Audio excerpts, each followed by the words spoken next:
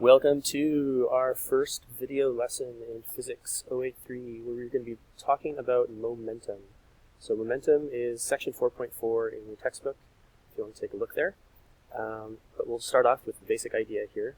So a momentum is a measure of, you can kind of think of it as how hard it is to stop something. So this is a pretty easy concept for us to get a hold of, because we know that if things are heavier, then it's harder to stop them. So if a really heavy car is rolling and you need to stop it rolling, that's going to be more difficult than if it's a little smart car. Or also if something's moving faster. So if something is moving faster, it has more momentum. It takes more force to stop it. It takes more energy to stop it. We're not going to talk about energy today, officially, but you got the idea. So momentum is written with the symbol P, and I do not know exactly why. We're going to blame Latin. It's probably Latin's fault. So we can write P equals m times the change in velocity v. So the momentum is equal to the mass times the velocity, or change in velocity. So we can take that idea and answer a couple of simple questions already. So for example here, number one, what is the momentum of a 100 kilogram motorbike traveling at 10 meters per second squared, or not squared, meters per second? So momentum is the mass times the velocity. So in this case we have those two things. So we can just say this is the mass, 100 kilograms, multiplied by the velocity, 10 meters per second. So the answer then is 1,000. Well, 1,000 what? Well, our units for this, it mentions it up here actually, up here somewhere.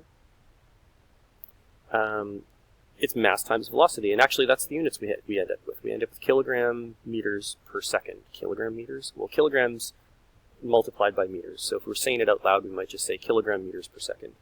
So kilogram meters per second. Not a very everyday unit, but it captures the idea here. So momentum is a measure of both mass and velocity combined. For the second one here, what is the mass of the plane? We're looking for the mass, and it's traveling at 200 kilometers an hour, and it has a momentum that is given to us here in scientific notation. So we can still use the same equation, same idea, but we're trying to solve for mass. We're going to have to rearrange it a bit. So we can divide both sides by v to isolate m, and we get that the mass is going to be equal to the momentum divided by the velocity. So that would be, well, momentum 1.1 times 10 to the 6 kilogram meters per second divided by 200 kilometers per hour. Wait a second.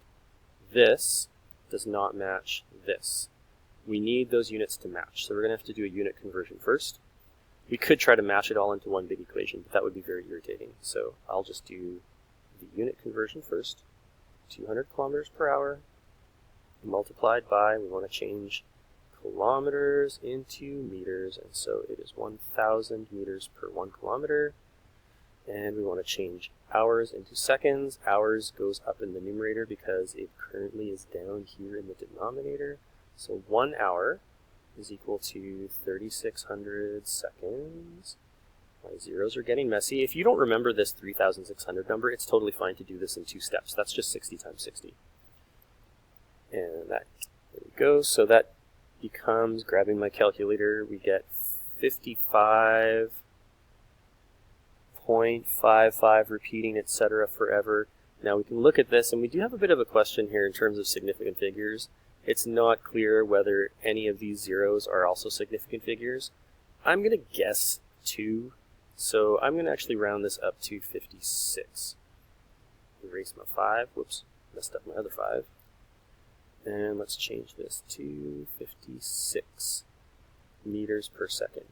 So now that we have matching units, we can say, okay, the mass is equal to 1.1 times 10 to the 6 divided by 56 equals, and now here we can grab calculator and punch this all in.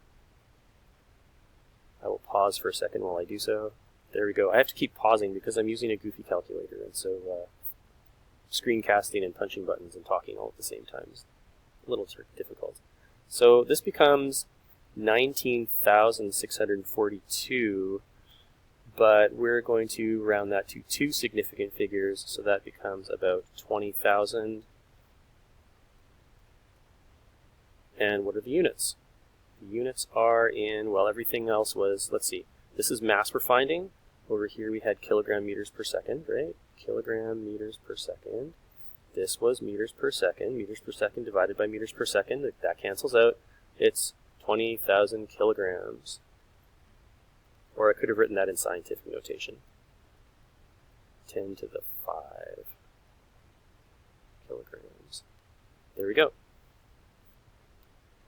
Let's move down to the next one here. How fast does a 0.01 kilogram bug have to fly to have a momentum of 0.25 kilogram meters per second? Is this possible?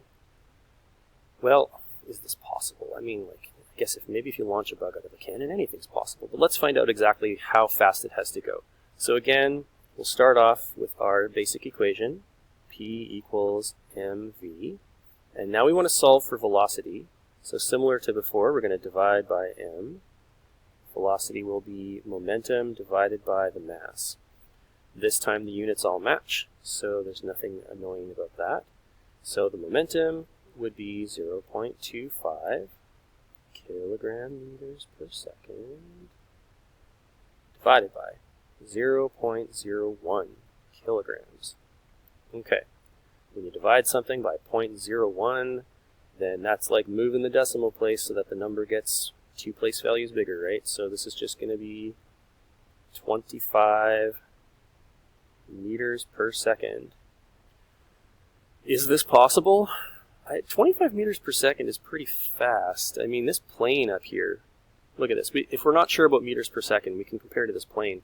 This plane was moving at 56 meters per second, and that was the same as 200 kilometers an hour. So 25 meters per second is about 100 kilometers per hour.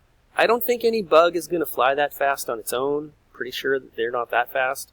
So maybe if we were launching it out of a cannon, probably won't do that. So these are the basic calculations you can do with the idea of momentum. I'll pause the video there, and we'll take another one. We'll have another video shortly after where we look at other things we can do as we extend it and get into conservation of momentum, which is a really key idea.